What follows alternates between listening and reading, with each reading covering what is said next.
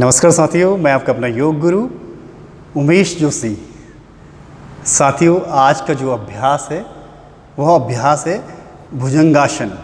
और हम भुजंगासन के विभिन्न क्रमों को आपके सम्मुख रखूँगा। आप उनको देखिए, करिए। चलिए, किस तरह से करते हैं भुजंगासन।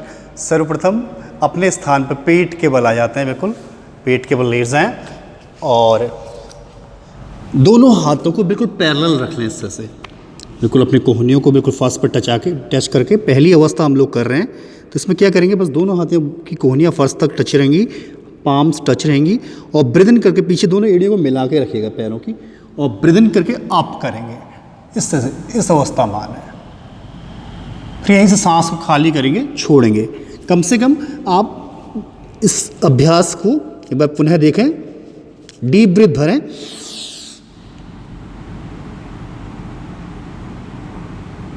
और डाउन करें। ये पहली अवस्था है साथियों, ये पहली अवस्था हम लोगों ने करी। अब चलिए दूसरी अवस्था कैसे करेंगे। दोनों हाथों को शोल्डर के पैरेलल रख लें, जो हम नॉर्मल भुजंगासन हम करते हैं, सूर्य नमस्कार करते समय। पीछे दोनों एड़ियाँ मिली रहेंगी दूसरी अवस्था के लिए और लंबा गहरा सांस भरते हुए ब्रीथ इन करेंगे और अप कर लेंगे और धीरे धीरे सांस छोड़ते हुए डाउन। एक बार पुनः कर रहे हैं। ये दूसरी अवस्था है, breathe in up and down. इसमें आप काउंटिंग कर सकते हैं होल्ड करते हुए ऊपर की ओर 20 to 30। चलिए, अब थर्ड अवस्था में क्या कर रहे हैं, दोनों हाथों को चेस्ट के नीचे लॉक कर लेते हैं। इस तरह से क्लैम करके चेस्ट के नीचे लॉक करें अपनी और बिल्कुल पुनः पीछे एड़ियाँ मिली रहेंगी और ब्रीथ इन अप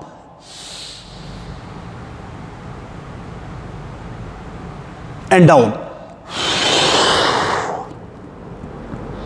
एक बार पुनः कर देख रहे हैं इस अभ्यास को। चलिए, ब्रीथ इन अप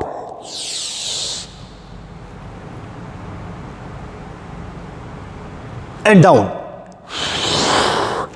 साथियों, ये तीसरी अवस्था थी। तीसरी अवस्था करने के तदुपरांत आप प्रत्येक अवस्था के बाद या तो रिलैक्स जरूर करें, मकरासन में, बालासन में, या इस तरह से इस अवस्था के मकरासन में भी आप रिलैक्स ले सकते हैं।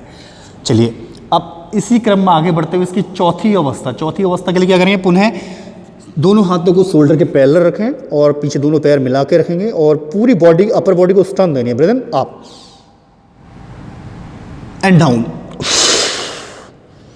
फिर से ब्रीथ इन अप करेंगे एंड डाउन। तो साथियों, ये थी चौथी अवस्था। अब पांचवी अवस्था में क्या करना है। पांचवी अवस्था में आपको पीछे दोनों हाथों को लॉक कर लेना है पीठ पे और बाएं हाथ की कलाई से दाहिने हाथ की कलाई को पकड़ लेना है। ठीक है, ये पांचवी अवस्था लास्ट अवस्था है भुजंगासन की। इसमें वो पूरा ब्रीथ इन करते हुए अप करेंगे और हाथों को भी ऊपर उठा लें एंड डाउन। एक बार पुनः देखें, पूरा लंबा गहरा सांस लें और डाउन। तो साथियों, ये भुजंगासन का फर्स्ट, सेकेंड, थर्ड, फोर्थ और फिफ्थ क्रम था।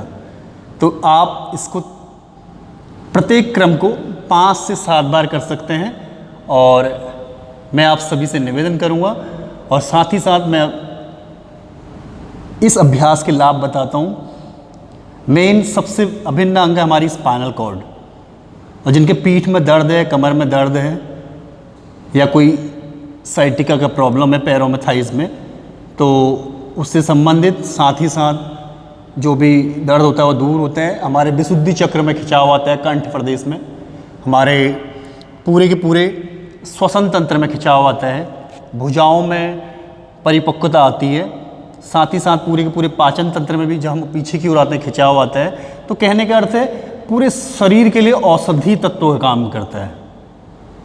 हमारे बाहरी अंगों में तो हमें खिंचाव दिखाई दे रहा है, लेकिन आंतरिक अंगों में भी इसका बहुत ही प्रतिकूल प्रभाव पड़ता है। डायबिटीज़ हो गया और श्वास से संबंधित प्रॉब्लम जिसे हम अस्थमा कहते हैं, उसके लिए रामबाण है। तो कहने का अर्थ है कि कंप्लीट अभ्यास भुजंगासन के क्रम हमने किए। चलिए, इन्हीं शब्दों के साथ मैं अपनी वाणी को विराम देता हूं और आपसे निवेदन करता हूं कि आप हमारे इस YouTube चैनल को लाइक करें, शेयर करें और सब्सक्राइब करें, साथ ही साथ बेल आइकॉन दबाएं। साथियों, इन्हीं शब्दों के साथ अपनी वाणी को विराम देते हुए आपको नमस्कार।